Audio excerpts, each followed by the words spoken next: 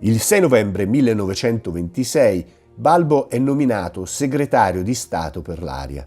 In Italia è un periodo di grande interesse per l'aviazione. Lo stesso Balbo inizia una serie di voli transatlantici.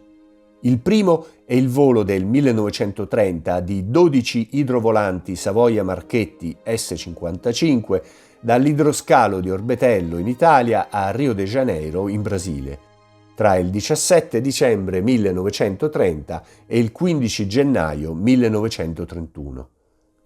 La seconda crociera atlantica viene organizzata per celebrare il decennale della Regia Aeronautica in occasione della Century of Progress, l'esposizione universale che si tiene a Chicago tra il 1933 e il 1934.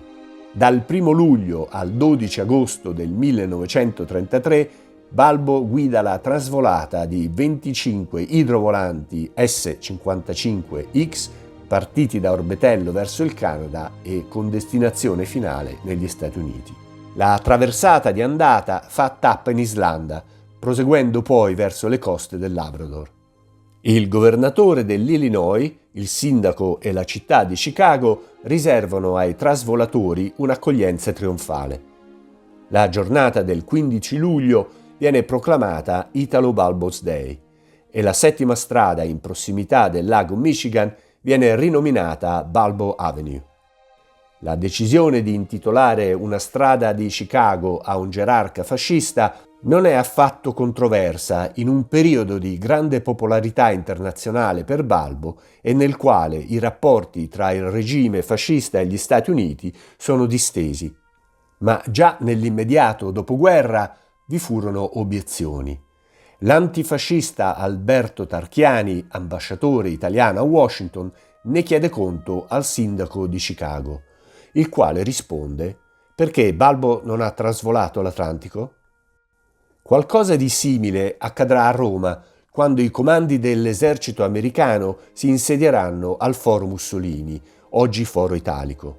Una delegazione del CLN si fa avanti chiedendo l'abbattimento dell'obelisco recante la scritta Mussolini Dux. Gli ufficiali americani intimano agli antifascisti di andarsene immediatamente o sarebbero stati arrestati. Evidente differenza di punti di vista, uno politico, l'altro storico. Ma torniamo a Chicago.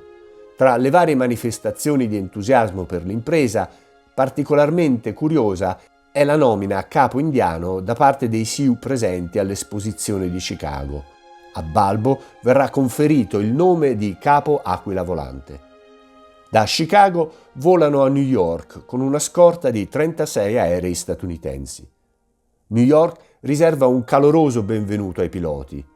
A Broadway milioni di persone assistono alla sfilata di decine di auto scortate dai cavalli della polizia lungo le strade di Manhattan.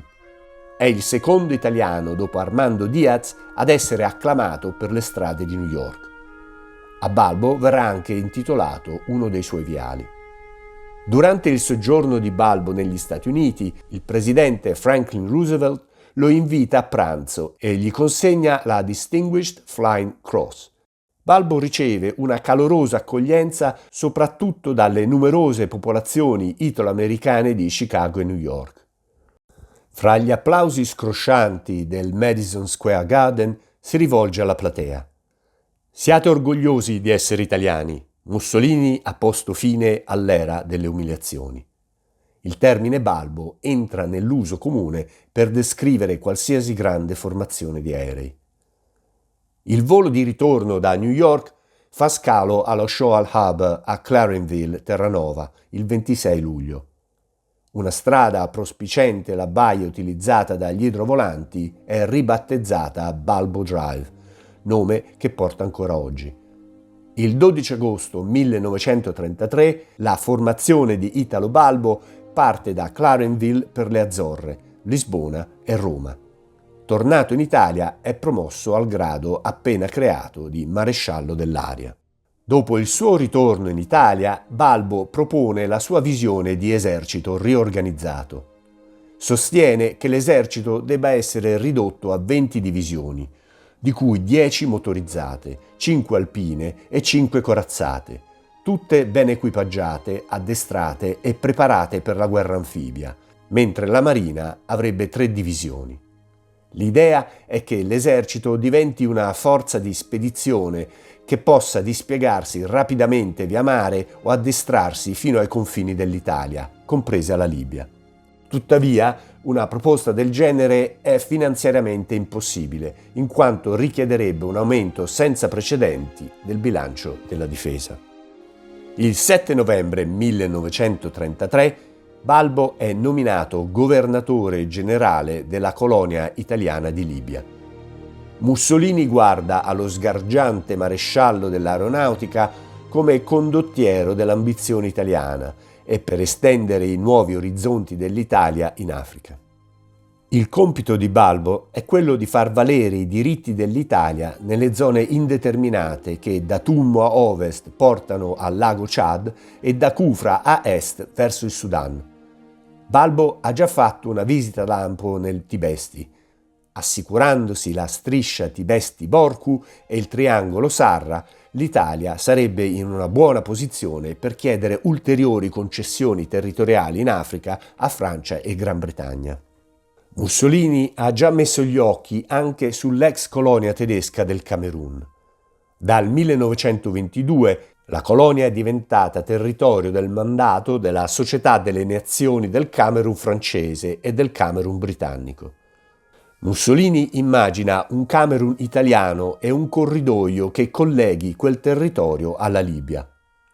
Un Camerun italiano darebbe all'Italia un porto sull'Oceano Atlantico, il segno di una potenza mondiale. Il controllo del canale di Suez e Gibilterra completerebbe il suo ambizioso quadro. Dal 1 gennaio 1934 Tripolitania, Cirenaica e Fezzan sono accorpate per formare la nuova colonia e Balbo si trasferisce in Libia. In quella fase Balbo ha apparentemente generato malumori nel partito e gelosie dovute a comportamenti individualisti. Essendo nominato governatore generale della Libia, rappresenta un effettivo esilio dalla politica a Roma, dove Mussolini lo considera una minaccia sia per la sua popolarità e soprattutto per il suo stretto rapporto con il principe ereditario Umberto, forse antifascista. Secondo quanto riferito, i giornali italiani non possono menzionare il nome di Balbo più di una volta al mese. Benito in Balboland, un articolo apparso il 22 marzo 1937 sul Time Magazine, gioca con il conflitto tra Mussolini e Balbo. Balbo è ancora molto conosciuto e popolare negli Stati Uniti per la sua visita alla mostra Century of Progress.